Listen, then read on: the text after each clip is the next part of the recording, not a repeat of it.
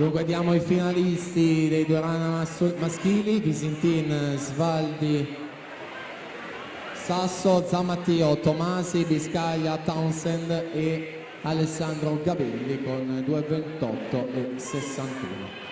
In acqua abbiamo la seconda, sentiamo la terza: Rachel Frigo in 1, Sofia Ganci alla 2, Greta Mabiglia alla 3, Alice Baldi 4, Sara Sommacal 5, Anna Padoan alla 6, Laura Carta alla 7, Mia Zampanti alla 8.